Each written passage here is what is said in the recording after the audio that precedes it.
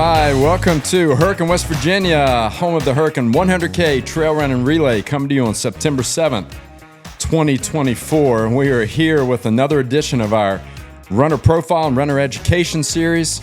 So happy to have Matt Fitzgerald. I'm going to introduce him in just a minute.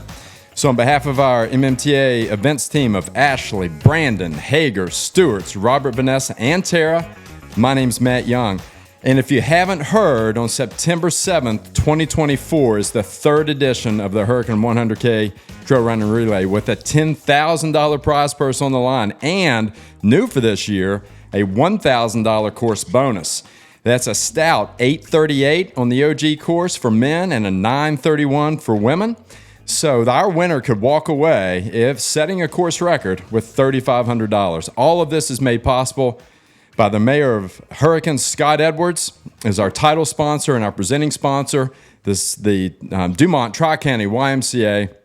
So thankful to have them, and with a whole host of local businesses that love our trails and love our community. So it is again today. This is our second time of having Matt Fitzgerald on. I'm going to introduce Matt. I'm so happy to have him here. And I have been reading this book that we're going to talk about. But let me tell you a little bit about Matt. Matt is a runner, triathlete, coach, sports nutritionist, and author who's also written and contributed on 30 books and guides.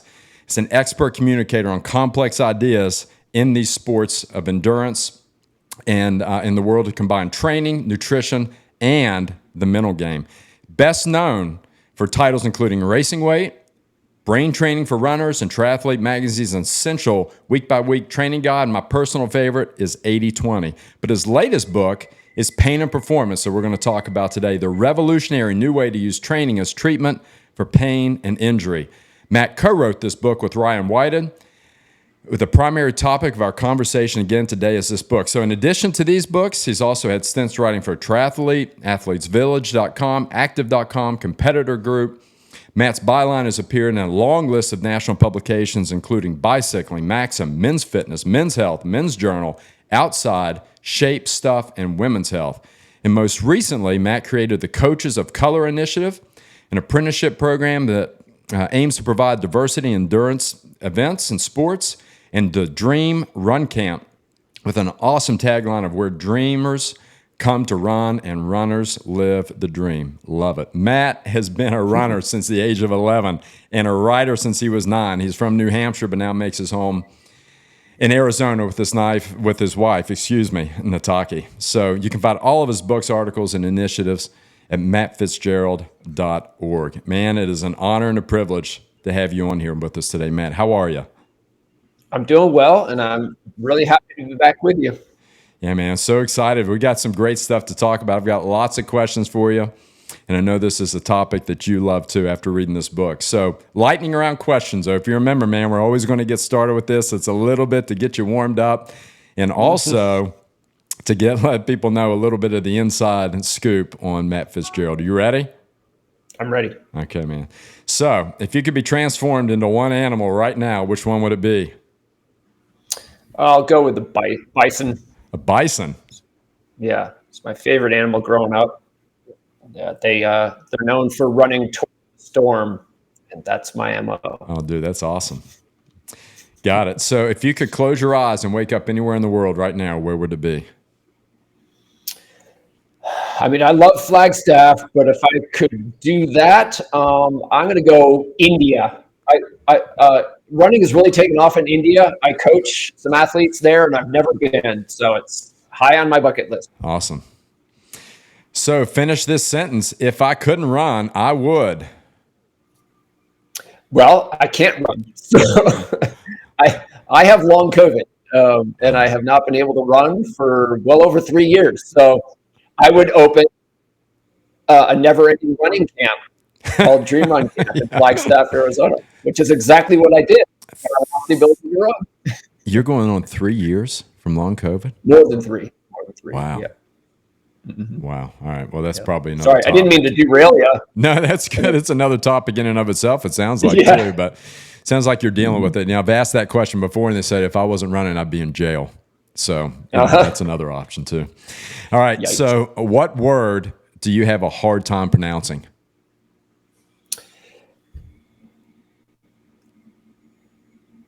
Catacresis.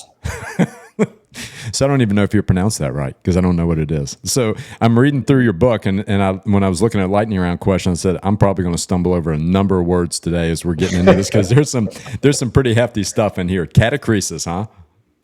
Yep. Did I say it right? Look it up. Yeah. You said it right. Okay. Nice. Okay. If you had to change your first name, what would you change it to? Biff.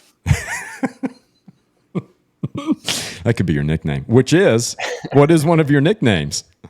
Fitz. Fitz? There you go. Yeah. Dude, that fits. It fits. So, do you have a favorite board game? What is your favorite board game? I was fond of Chutes and Ladders when I was like 4. When was the last time you played a board game? When I was, it's been a while. I don't know what counts. Oh man, Monopoly. I think it maybe Monopoly. The past few years I played Monopoly. Yeah. So in our house, it's still. I mean, I'm teaching my son chess, or he's teaching me, and we got that. We got Scrabble. Those are two of my favorites. We've got a number that we play. Yeah. Any of those will work. Monopoly's a good one though. So how do you feel about tater tots? Love them. Yeah, who wouldn't? Crispy. You can do anything with a potato, and I love it. I'm with you 100%. So do you have a favorite scene from Napoleon Dynamite? I'm terrible at remembering movies. I know I saw it. I know I liked it. Your favorite scene's probably my favorite scene. Yeah, is that right? Okay. Well, the whole movie is my favorite, but there's a tater tot reference in there too. So give me some more tots. Okay. Yeah. So, anyways, okay, very good, great job in the lightning round. Little insight into Matt Fitzgerald, everybody, for our millions of fans and followers and listeners out there. So let's get into this, man. The Pain and Performance. I love the book. I love the topic. As soon as I saw it when it came out, I bought it. Been reading it. So fitting for long distance runners. So fitting for endurance athletes. And I think even more so for older athletes. I just had this conversation at lunch the other day with my friend Bob and John, about the same age. We've been doing this stuff for a while, and I said, you cannot do this without having something almost all the time that you're working through and working with. But that doesn't mean that we keep stopping, that we stop and don't do any of the activities that we love. So, we have tons to talk about with this book. Let's start with your story, though. I'd like to know how you met Ryan, how you got into this, and then you have a great story of the marathon and the 50 miler. So tell us, how'd you get involved with Ryan and get into this book? Yeah, back in 2019, I think it was October, I came to Flagstaff for Rob Crar's running camp. Rob is a champion ultra marathon runner who puts on really good adult running camps. And Ryan Wyden is Rob Crar's strength coach. And one of the events in the camp was a talk that Ryan gave at his facility, Paragon Athletics, here in Flagstaff. And the title of the talk was Pain and Performance. And it was a standing room only crowd. I was just one of many people in the room, but my mind was blown for a couple of reasons. One was everything I thought I knew about pain was wrong. It's I didn't really know what pain actually was, and I thought I did. But some of the new science, new learnings was stuff that I wasn't familiar with. But the other reason this talk in my mind was that for the first time, the things I had experienced in my own relationship with pain and injury finally made sense. So this new new pain science, trying to reconcile weird things that I had experienced as an athlete that I hadn't had properly explained by doctors and orthopedic physical therapists.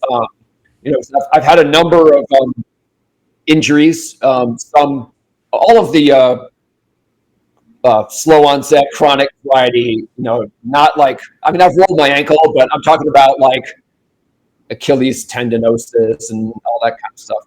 And, I went to doctors and physical therapists and such for most of them. And for all of the major ones, they couldn't actually fix me. I even had a surgery on a knee that did not fix the underlying problem. But I ended up recovering from all of these injuries, and the way I recovered from them was training. The very thing that seemed to be the cause was also the fix. Now, of course, I had to modify things, but the first time it happened, I thought that was quite shocking. The second time, I was curious. There seems to be a pattern. The third time, I'm like, this clearly works. And what Ryan taught me in his talk is like, I wasn't some weird freak. Like that's normal. Like activity is the great healer of the very types of pain experiences that that activity also sometimes causes. So when you're in this, you're at the presentation that he's giving, and then, yep. I mean, what happened from that? It just resonates with you. You go up and talk to him afterwards and say, "Hey, let's write a book together." I mean, is that kind of how it went?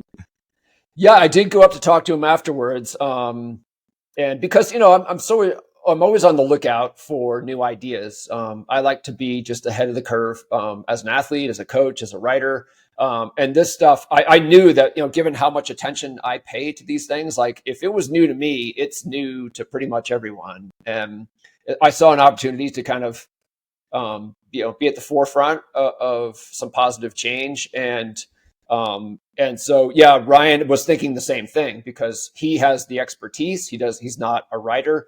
I'm a writer. I didn't have that particular expertise that he has. And so, yeah, it was like within a couple months of meeting face to face, we agreed to start working on the book together. And then I got COVID, and then I got long COVID, and it took 3 years to complete. But we got it out. But here you are.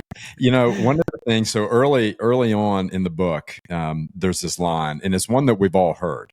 And it is that, pain does not require treatment necessarily. And so, it's somebody that goes to the doctor, and the doctor says, "What's wrong?" And they say, "Well, it hurts when I raise my arm." The doctor says, "Well, don't raise your arm."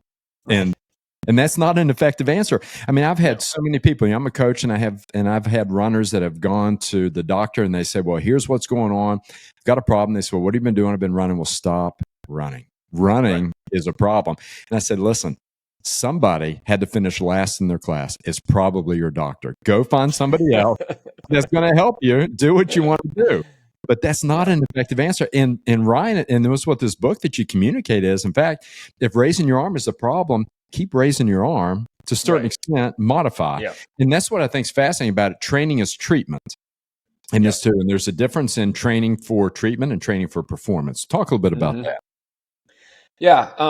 So the sort of like existing medicalized paradigm for dealing with sports related pain experiences is you assume that pain means you're broken, that you have an actual injury, and that and you need. I'm just kind of.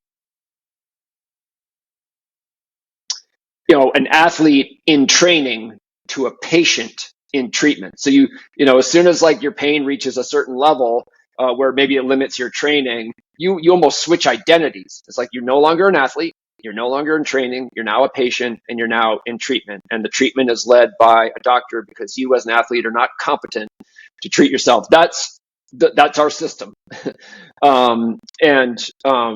We know now that is an extremely flawed system. It's kind of a house of cards. It's just based on some fundamental errors about what pain actually is, and the relationship between pain and injury. So Ryan's approach is whether you are in pain or not, whether you have pain that limits your training or not, you're still an athlete.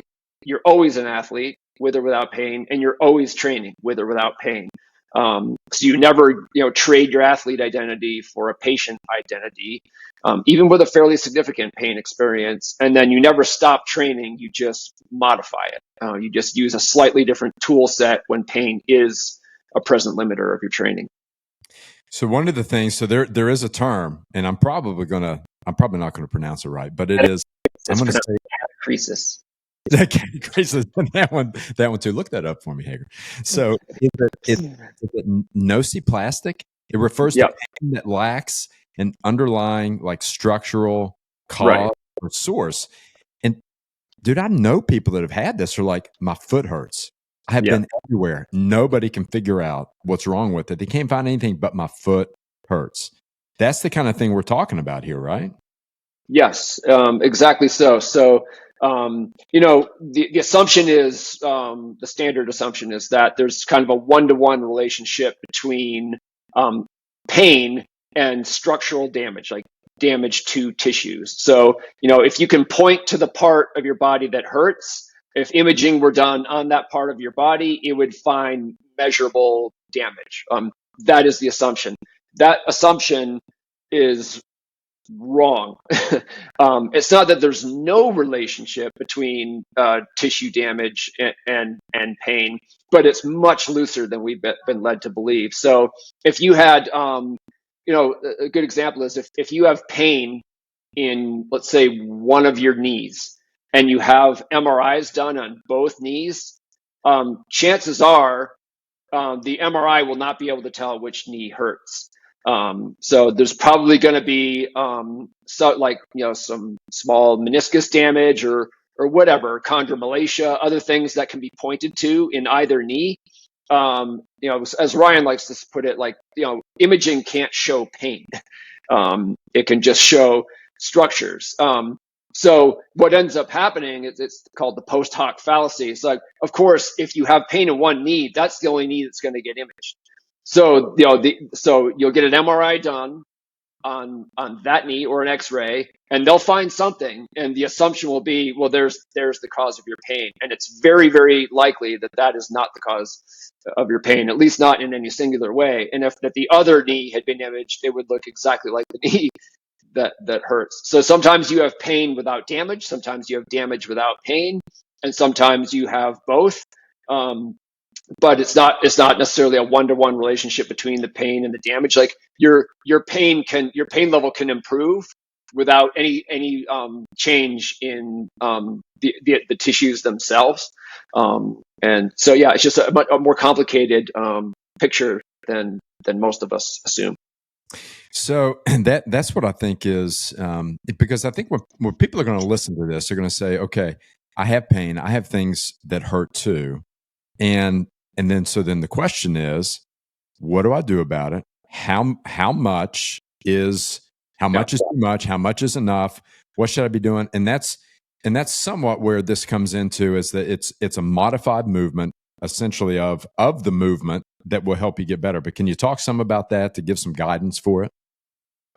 Yes. So it's important to understand that this notion that there's nothing actually broken needs constant reinforcing, because we've just been drinking that Kool-Aid our entire lives. So athletes will say, "Okay, I'm hearing you, Matt, but like, aren't I? If I go out and exercise and it hurts, like, aren't I causing more damage? Like, could I be like irreparably harming yourself?" And aside from certain outlier scenarios, like, no, the answer is no. Like, you're really not hurting yourself. So it really is just a matter of, don't worry about the tissues.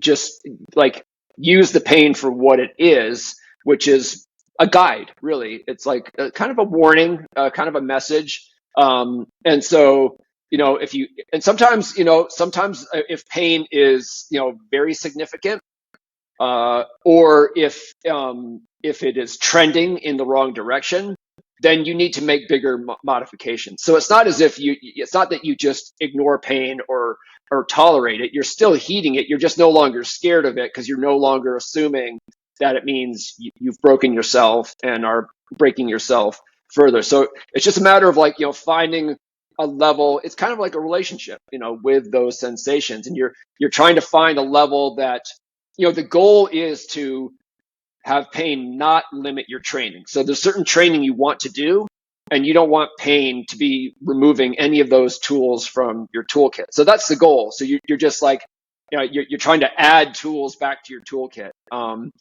And so that often is a process that requires more than one step.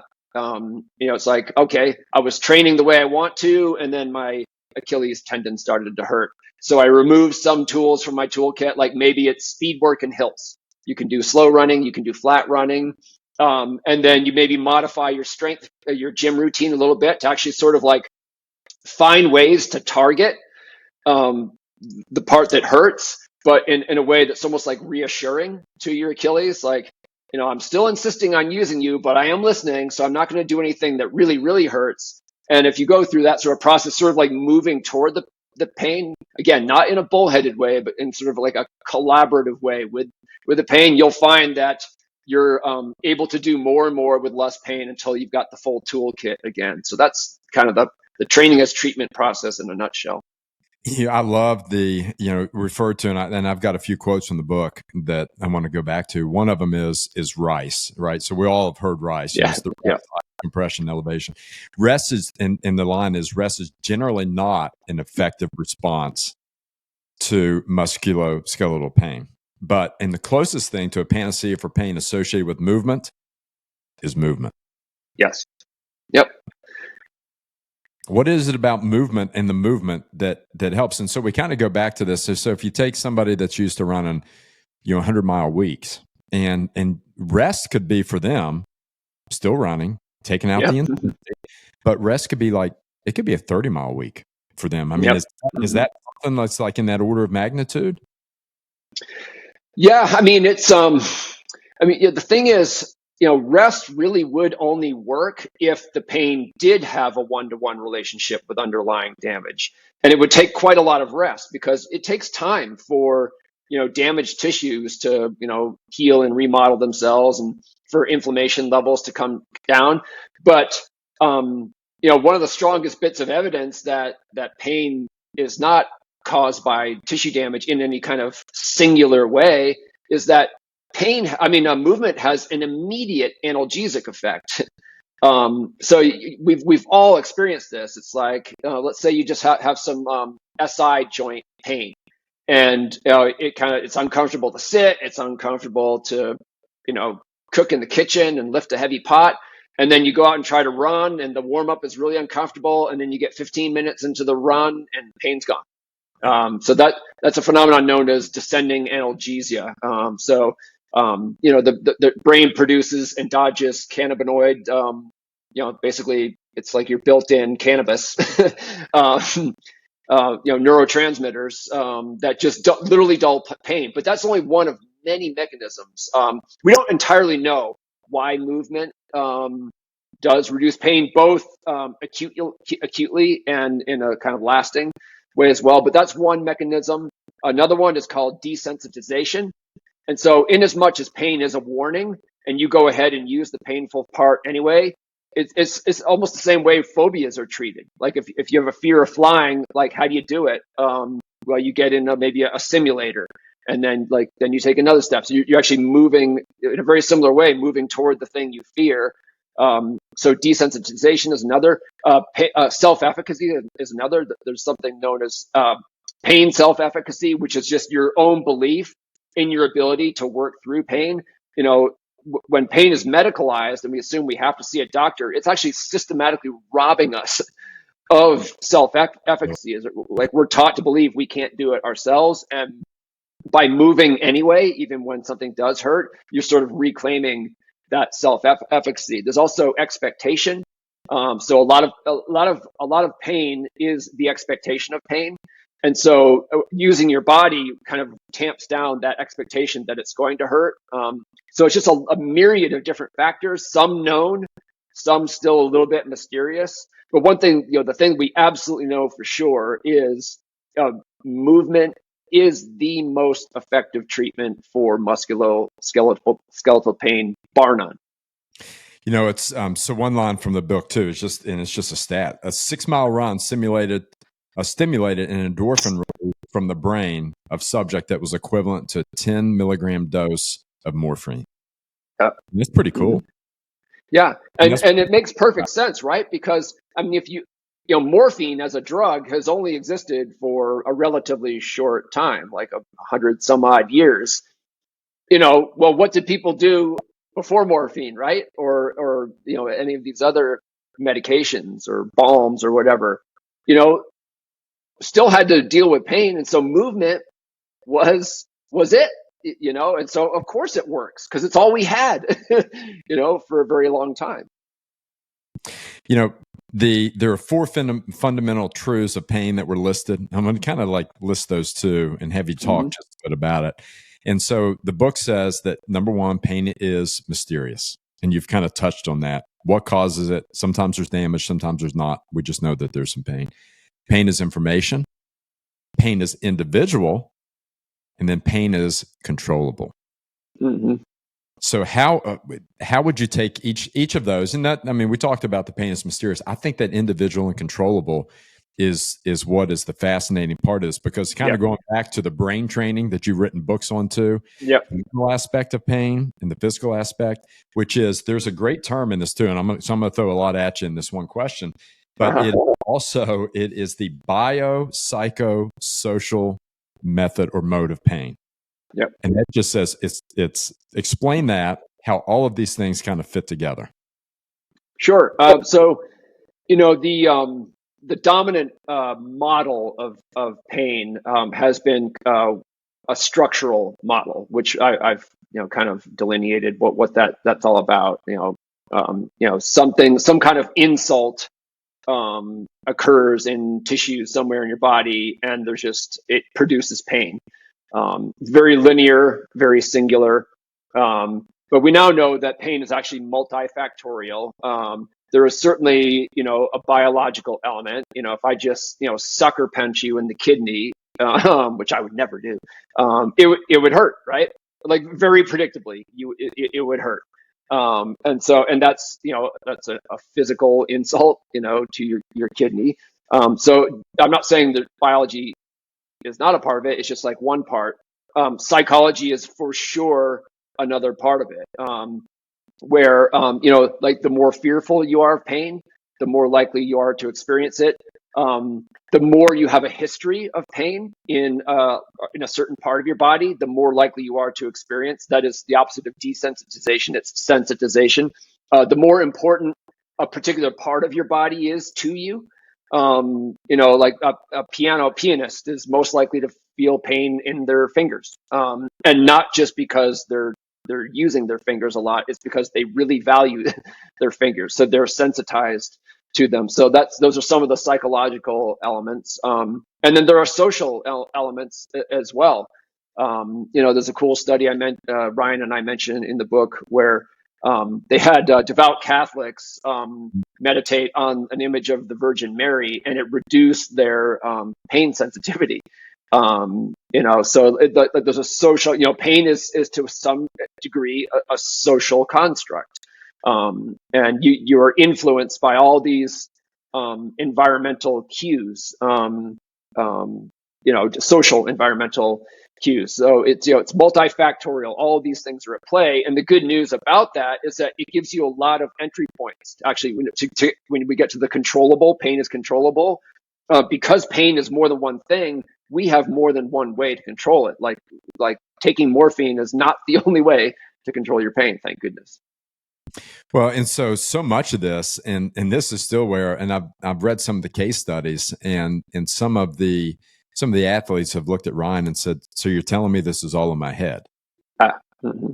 And the answer is, well, not entirely, but yes, it has a big part of that too.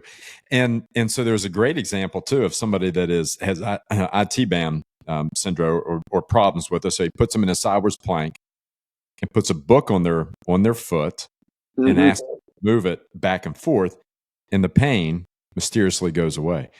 Yep. What is happening in our brain when we have pain, and then we take the focus off of it, which is, I think, is partly what that social is too. You're less likely to hurt when you're on a group run with people having a great conversation that you like. Yep. Yeah, we had this really cool experience here at Dream Run Camp a few weeks ago. There was a guy who was staying here for a while, came from Canada to escape the Canadian winter, and he had a history of low back pain. And his pain came back while he was here training, and it was really like he had to take some days off. And then while we were here, a photographer for the New York Times came out. He was doing a story on Dream Run Camp. And so he wanted us to just go off and run together so we could take some photos for the story. And I asked John, it's like, are you up for this? I know you haven't been able to run with your back. It's like, well, I'll give it a shot.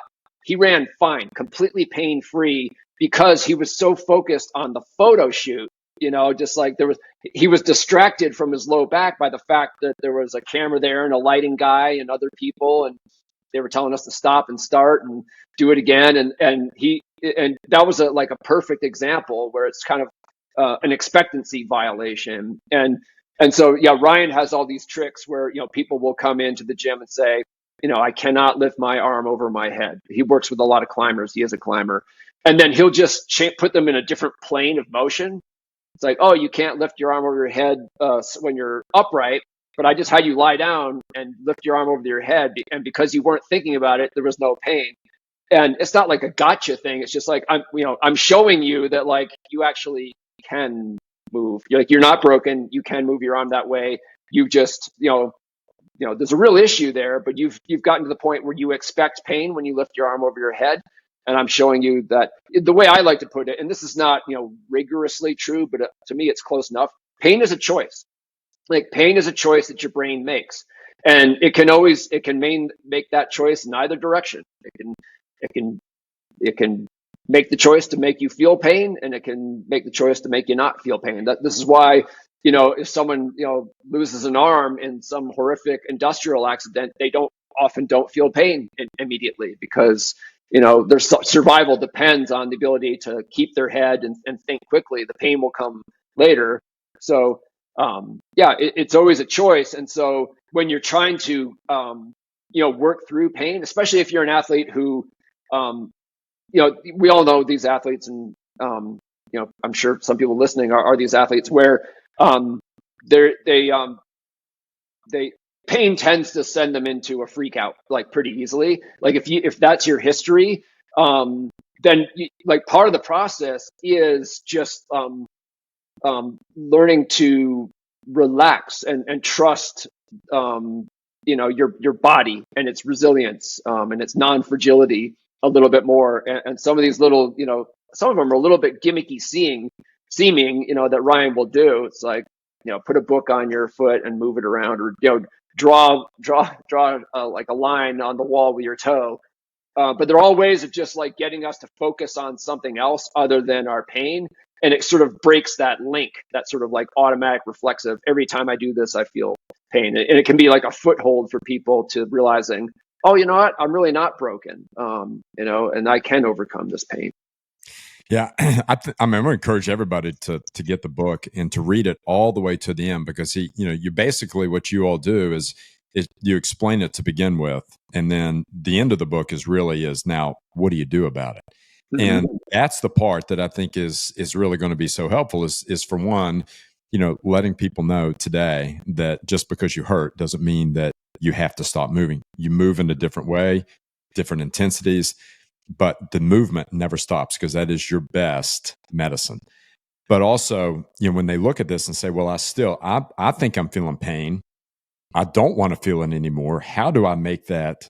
How do I disconnect what my brain thinks is feeling, what my body is actually feeling? I mean, what can you say to those people for that? A couple things. Like, one is, it is training as treatment is a paced process. So especially if it's, a more, significant pain experience you're having, my big three ones, I had one that was, they're all tendons with me, like, a knee thing, a groin thing, and an Achilles thing, each of which kept me out from competing for more than a year each, one of them for more than 3 years. Wow. And so those were significant, highly limiting, highly protracted pain experiences. And so in those more like extreme cases, I mean, you want to avoid the pitfall of, oh, there's nothing really wrong with me, and therefore I should be fine tomorrow. It doesn't always work that way. Like, so if it's a minor thing, then you can probably just take a few tools out of your toolkit, and then work with the ones that give you more assurance, and then one by one bring in those in carefully sequenced, right? So often, if you're very limited, you can maybe only do isometrics. Just like, instead of anything dynamic, you're just contracting and holding. And usually, no matter what's wrong with you, like that's something you can do. Like a wall squat. Your knee hurts and you can't do regular barbell back squats, but you can probably do a wall squat because you're not actually even moving. But you can get a little bit of assurance from that. It's like that. Hey, that went okay, and I'm actually getting better at wall squats. And then you layer in something else, and usually you move toward more dynamic and more ballistic types of movements. And so, like, if you can do single leg box jumps on that knee that you used to not even be able to do two-legged squats with, then you've made some real progress. So that's one thing. It's just like it's not always going to happen overnight, and it's something that you pace. And it's really each pain experience is kind of unique. You're a unique athlete. It's a unique situation. And so you have to sort of like feel your way through it. And sometimes the pace of restoring those tools can be quick. And sometimes it just has to be a little slower. But just not getting ahead of yourself and understanding like the proper sequence of things can be helpful. And the other thing, these constant reminders that that pain is normal and that completely eliminating pain isn't even a goal. Like that would be honestly, it would be like, oh, I never want to be hungry again as long as I live. Like, yes, you do. Or I never want to be sleepy again. So pain is absolutely normal. And there's not, like, let's just say like everyone's goal is to reach their full potential as an athlete. Well, I mean, I know that's not everyone's goal, but just, for the sake of an exercise, let's assume it is. Your goal is to reach your full potential. Well, you will never reach your full potential without experiencing pain regularly. So like, it's not even a goal to get rid of it. And sometimes that can also be helpful when you're going through one of these processes. It's like pain doesn't mean you're going backwards. Pain doesn't mean your body is like,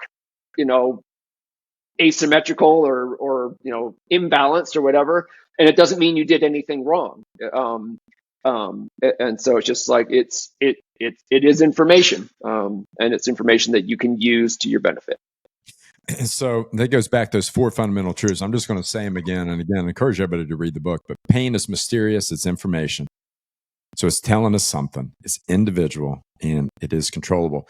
And then following up on that, pain is just like you said, pain is normal. Also, a line says it's unpleasant, but unpleasant is not synonymous with bad. And then finally, pain marks physical limits. We all have some physical limit, but that's what we do when we train.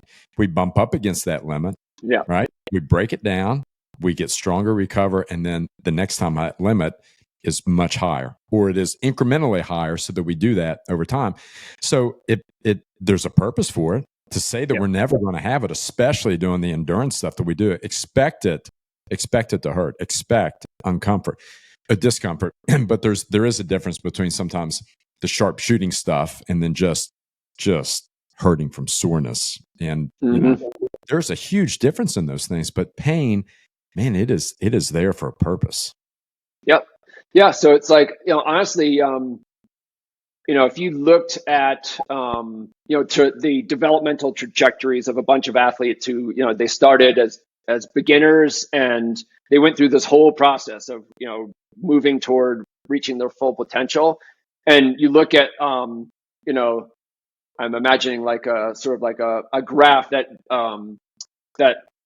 tracks, their pain over the course of this developmental process. I think you would find in the athletes who are most successful that the pain is neither extreme or super frequent, and it's also not zero, and it's also not minimal. So what you're really trying to do is find a Goldilocks zone. Like you absolutely, again, if you're not experiencing any pain, then you're probably not working hard enough to reach your full potential. But again, like on the other side, if you're experiencing, severe pain or like very, very frequent pain, well, you're probably not moving toward your full potential because you're not listening to your body. So there's just sort of like a happy medium where, and it takes experience, because the first time you experience a certain kind of pain, maybe in running, you do panic a little bit and you think, oh, this is a problem.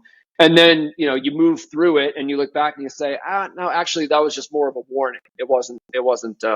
And so the next time you have a pain experience like that, you don't hit the panic button. You understand, okay, I need to be careful here. I might need to make a few modifications. But you don't just take a week off or go to the doctor or just start icing it and popping ibuprofen. So that I think that's a big part of this too, is for people to kind of own it. You are the experiment of one. So if you've got a problem with your hip or, with the I mean, that's really the structural system. So the tendons and ligaments, a busted ankle because you rolled it on the trails, which is very common, that you're just going to adjust it, but figure out what works for you. Keep working at it. And ultimately, you're just going to build that up in that bank, that memory data bank that you have too, that when it happens again, this is what happened. But the body is so good at healing itself, but it takes movement in order to do that. Yep. And it's worth reminding athletes that, you never have to put up with a level of pain you can't tolerate. So that is not part of the training as treatment formula. It's not suck it up and just deal with the pain. But your comfort level with pain can increase, but you can also take comfort in knowing, I'm not trying to hurt myself. And it is very, getting back to the individual, some people, I learned a term from Ryan, pain indifference. So some people are kind of pain indifferent, which means they feel it, but they just for some reason, they just don't fixate on it as much. And then other people are more, pain reactive. And so neither is good or bad, but it helps to know where you are on that spectrum. And so you can just work with what you got. If you're more pain indifferent, you need to be kind of vigilant. Well, I've gotten myself into trouble before by kind of ignoring my pain. And so you need to move in the direction of being more respectful of your pain. And then if you're way over on the other side where you're very reactive, and what you end up doing is kind of being overly cautious and not fully exploiting the power of movement to help you with pain. So you give yourself grace. It's I am pain reactive. I know this about myself, but you can make it a little bit of a project to be from opposite directions. You're moving toward the center alongside your pain indifferent friend. And I have a friend that has done several 100-milers, and I always say I would like to think that we are that we're physically fairly comparable, but I always say, dude, John, in his brain, late in a race, he can turn that part off that is uncomfortable and go and grind much better than I can. Yeah. But there is part of that brain that he has control over, and he can turn it off. And I think people that really do this stuff well are those that, they have that ability. And I think it is it's a legitimate ability to say, I know it hurts, but I'm choosing to ignore that at this point. Yeah. Yep. And it's trainable. Somewhere on earth, there's the toughest runner alive, who, does that better than anyone. And that's one person. The rest of us can, we can make progress, from wherever we happen to be. And that's the important thing. You don't have to be as tough as the toughest runner. And I'm using that word tough loosely. But you for absolutely, it's unquestionably your relationship with pain. Ultimately, and there's actually really cool research on this about pain tolerance in athletes and different types of athletes compared to each other, versus non-athletes, and also high level athletes versus mid-level athletes. And what it shows is as you move toward mastering a sport like running, your relationship with pain absolutely evolves in predictable ways, and they're simply adaptive, right? Just how there's this old assumption that being tight is not good for you, and then we learn that no, actually, if you're a runner, getting tighter in certain areas in your lower extremities is part of what improves your running economy, because like your body is like, I need to be a stiffer spring. And so that's a physical adaptation that might look kind of funny. Why, you can't even touch your toes? What kind of athlete are you? Well, I broke the world record in the marathon. That's what kind of athlete, you know what I mean? So you can't just assume. And same thing with pain. Like, and so it actually happens. Like, poor Kelvin Kiptum, the world record holder in the marathon, he died in a car accident recently. He said after he broke the world record in Chicago, someone asked him, like, have you ever felt pain in one of your marathons? He's like, no, I don't even know what that is. Well, of course he has. But I mean, I think that was an honest answer where he's just, in order to be able to run faster than anyone else ever has, like, he can't let pain run the show. So, and it's not just the world record holder in the marathon. Anyone who gains experience as a competitive runner is going to feel and interpret pain differently, and in ways that just help them perform better. Yeah, I think that part of what I really liked about this book too is that you all say that the book is part of the purpose is to change the reader's perception association of pain and where it fits. And one of the terms that I love in the book, because I've talked about it, but never really had a term for it, and this is another one of these reason I asked you that question about words that you can't pronounce, is it allostatic load? Yeah. Is that how you pronounce it? Allostatic load? So great term. I mean, we've talked about it many times. So we can, you can get ready for an event and you can train and do all the best things, and you go away for that weekend, and how well you train matters. How well you slept matters. What your stress at work that week was matters. Your relationships, whether or not it was you left your home on good terms for the weekend, whether or not you had problems with your kids, that sort of thing. It's this cumulative load that comes into it that affects everything that we do, including our perception of pain and how much we're willing to tolerate. Yes, and it's easy for us in our kind of Western tradition to discount some of the intangible factors that do affect pain, but you can dismiss them, but they are real. I mean, we know this. You can even be in rooms that are painted different colors, and it will affect your pain experience. Like everything, like, just your hormonal status, your mood, things like sleep. And so, because stress is stress. It does have different. I mean, there are different kind of flavors of stress, but they all act on the same vessel, which is your organism, like your mind body. There's only one place for a stressor of any kind to go, and there's some people use like a fluid-filled cup metaphor for pain. So the idea is like, you feel pain anytime your cup runneth over. So when your cup gets so full that the liquid is running out, that's when you become conscious of pain. Like, so it's kind of like a spillover. But the thing we don't understand is that just because we're not feeling pain doesn't mean our cup is empty. Like, there's always some amount of fluid in the cup, and that fluid is every conceivable stressor.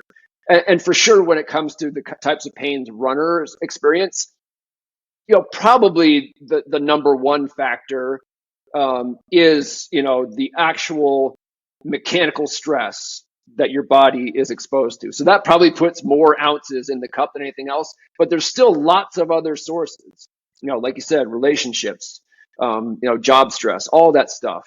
And so sometimes, you could be, without ever knowing it, some joint in your body could be, your cup could be almost full, but you're not feeling any pain because it's not running over. And then all it takes is just one drop of something, and it could be anything. It could be you're in school and it's exam period. It's like, and now my foot hurts. Like, where did that come from? Well, one thing changed, exams. And the other bit of good news about that is, again, like, there's lots of different, because the fluid in the cup comes from so many different sources, you can get it below the surface in a lot of different ways. Like you don't necessarily have to stop running. You can just drop out of school and suddenly you're less, you have less stress and less pain. Yeah, this is, this conversation's been great. We talked a lot about, about pain and where it fits in. If you could send us, now we want to talk about a couple more things really about some of the other initiatives that you have. But if you could send our millions of fans and followers and listeners out there with some encouragement for pain and then what to do about it, what would you say to them? Well, this might be cheating, but besides reading Pain and Performance, go to Ryan Whitehead's YouTube page. It's probably under his business name, Paragon Athletics, and there's a QR code in the back of the book that takes you straight there. And he's building this like really cool library of, because the training is treatment. We didn't really get into it, but like it's kind of like a 3-step process in terms of like the especially the strength training component, because strength training in particular, whether you're a runner or a climber or whatever, you should be strength training, and that is really like your most efficacious modality for working through pain experiences. I hinted at there's kind of a proper sequence of things. So you sort of you back up a certain amount depending on where your pain is, how severe it is, how it affects and limits your movements. Is you find an appropriate starting point, and then you sort of build there. You progress from there. And Ryan's YouTube page, so you just pick a body part. And what I like about it, he doesn't really believe much in diagnosis for injuries. It's just a matter of you don't have shoulder impingement, your shoulder hurts. And so it's all broken down by like body part. So if your shoulder hurts, you go to the shoulder section. If your hip hurts, you go to the hip section, and then you just find the sequence of exercises, see where you fit in at this point. That hurts too much, I'm not ready to do that yet. This one, it gets my attention, but it doesn't hurt too much. I think I'll start there. And then you can just move from the phase 1 to the phase 2 to the phase 3 exercises. And by the time you can master the phase 3 exercises, you're back to full training. Yeah. I think that's what's so encouraging about it. It's just for all of our runners and our listeners that are training for or getting ready for 100K, that there is going to be pain. It is normal, and it doesn't mean that you have to stop. You can deal with this, and it will get better. Just take the right approach to that and figure it out. So, man, it's encouraging too. So thank you so much for sharing all that. And I mean, the pain and performance, get the book, read it. And then those videos would be absolutely helpful. I'm reading some of these things in the book, but I'm visual too, man. It's going to be so much better in those videos. So tell us about, so again, one of my favorite books of yours, and I talk about it all the time, is 80-20. And you have a new class coming out. Is it Endurance Mastery that is based on 80-20 that's getting ready to get started? Tell us about that. Yeah, so I own a business, or co-own a business called 80-20 Endurance, which provides training and educational resources for endurance athletes and coaches, 8020endurance.com. And we last year, we launched our own proprietary coaching certification. So you can become an 80-20 Endurance certified coach. And it was really well received. And so we decided we wanted to kind of move, as a business, move further in this kind of direction of creating courses, not just for coaches, but for athletes as well. So I got this idea for one called Endurance Mastery. And it's really all about answering some fundamental questions that are, funny enough, like seldom actually directly addressed. It's like, what does it mean to reach your full potential as an endurance athlete? What does that look like? Who actually does it? And how? And so the course is just all about that. It's aimed at both coaches and athletes. It's all about like this. It's like a developmental journey, like a 5-step, from beginner to like true master of running or triathlon or whatever your sport is. And it's kind of a hybrid. It's video based, and it's kind of a hybrid of like a TED Talk style and also masterclass. It's like it comes out to like three hours of material broken into 21 lessons, and we put some money behind it. Like we hired a really good videographer. It's like slick, it's well packaged, but it's substantive. I spent a year like working on the script for it, so we're excited about it. We have an interest list now. It'll launch officially in April, and it will be semi-synchronous learning too. So you can go through the lessons at your own pace. but I'll actually do a live video call once a week for anyone who's currently enrolled in the course, wherever they happen to be in it. So we can have a discussion, get your questions answered. So yeah, I'm pretty jazzed about it. Awesome. And where do they find the information on that, Matt? You can go to 8020endurance.com and then hit the learning tab. Awesome. Very good. So tell us, we talked about this last year, but a little more about the other two, which I think are great, which is the Coaches of Color initiative. Let's talk about that for a minute. Mm-hmm. Yeah. So the Coaches of Color initiative is an apprenticeship program for, newer aspiring endurance coaches. And, it's an effort to just, like I view endurance sport as like this just incredible party. And parties tend to be better when they're diverse, when everyone's invited and everyone feels welcome. And the party just gets better and better when you just have a fuller representation of humanity. So Coaches of Color initiatives, just, a lot of folks feel like they don't feel they see themselves represented in our sport. And often, it's easy for, you're white, I'm white. It's easy for us to say, no, you're welcome, trust me. But it's not that easy for, depending on how you grew up, what your environment has been. Sometimes you need, someone to actually take you by the hand and say, no, I mean it. You're really welcome here. So, and for me, I'm 52 years old. I've been coaching for a very long time. I have a lot of stuff to share. And so I really enjoy just working with these, usually much younger than me, just great people who are just at the beginning of their journey. And so you can learn more about that one at 8020foundation.org. So you can either apply for an apprenticeship or donate to support the cause. Awesome.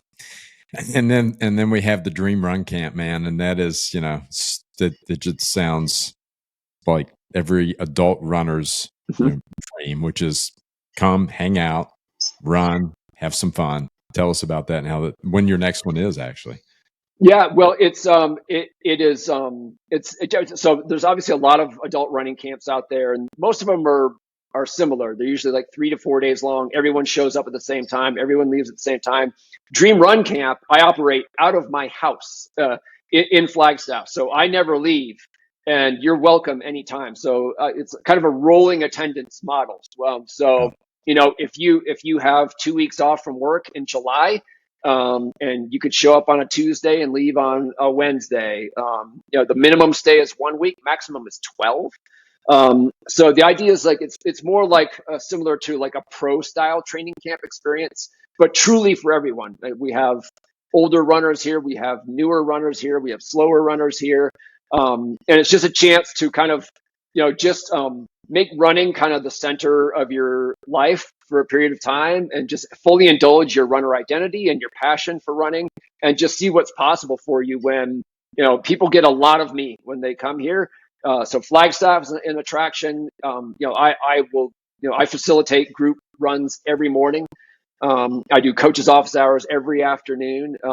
You get to meet some of the local pros because we're partnered with the Hoka NSC Elite team. You get to work with our ancillary staff. So the same types of professionals, nutritionists, PT, strength coach, mental skills coach. You get to work with all those folks, and it's just, it's really pretty magical. I had a vision for it, and now that we're coming up on a year into it and seeing it really come to life has been pretty awesome.